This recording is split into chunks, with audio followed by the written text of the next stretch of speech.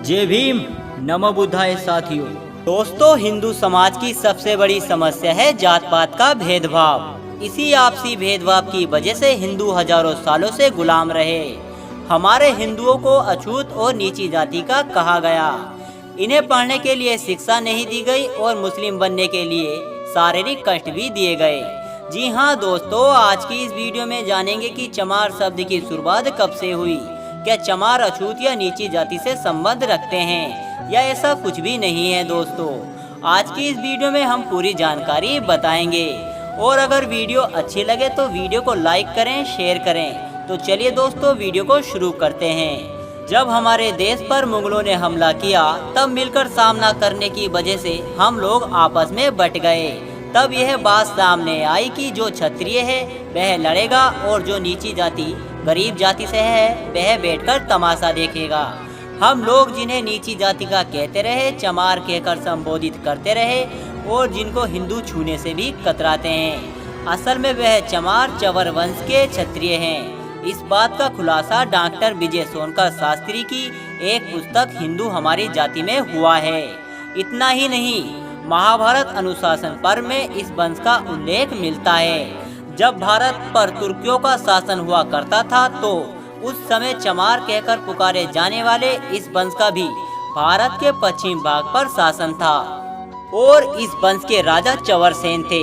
आज के समय में जिनको चमार बुलाया जाता है और पुराने इतिहास में इनका कहीं भी उल्लेख नहीं मिलता।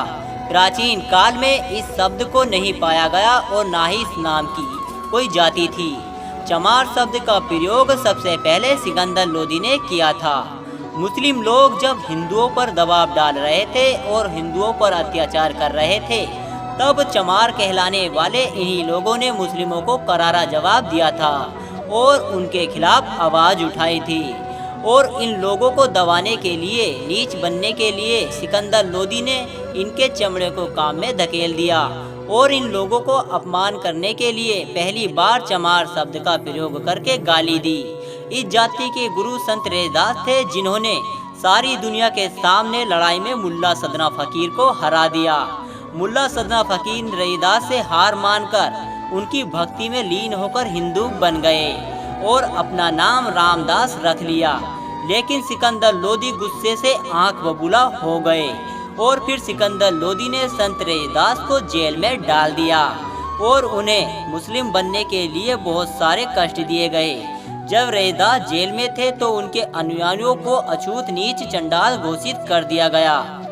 संत रैदास से कारावास में खाल खिंचवाने, जूती बनवाने, चमड़ा पिटवाने आदि काम जबरदस्ती कराए गए। लेकिन जल्द ही चवरसेन के वीरों ने दिल्ली को चारों तरफ से घेर लिया और फिर सिकंदर लोदी को संत रैदास को छोड़ना पड़ा। हम आपको बता दें कि हमारे हिंदू भाइयों को बंदी बनाया गया और बहू बेटियों को गुलाम बनाकर विदेशी तुर्क अरब ले जाते थे।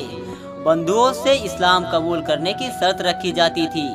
जो लोग दर्द और अत्याचार से टूट जाते थे वो लोग इस्लाम कबूल करने के बाद मुसलमान हो गए।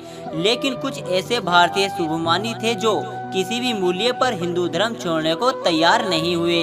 मृत्यु स्वीकार थी लेकिन इस्लाम नहीं। ऐसे कट्टर और शुभमानी बंधुओं को दंड देकर किसी गलत काम में लगाया गया, जैसे सिर पर कूड़ा ढोना, सफाई करना, चमड़े का काम करवाना, मृत पशुओं की खाल खींचना इत्यादि गंदे कामों में लगे शुभमानी हिंदुओं ने धर्म नहीं छोड़ा और वे बाद में दलित और अछूत नाम से जाने गए।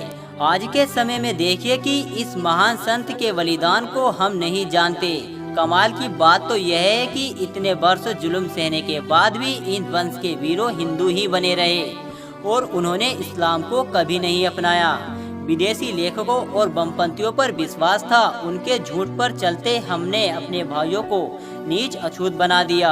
और यदि आज हमारा हिंदू समाज अगर टिका हुआ है तो उसमें बहुत बड़ा बलिदान इस वंश के वीरों का है, जिन्होंने अपने आप को नीचा कहलाना पसंद किया और दूसरों के नीचे काम करना पसंद किया, पर इस्लाम को कभी नहीं अपनाया।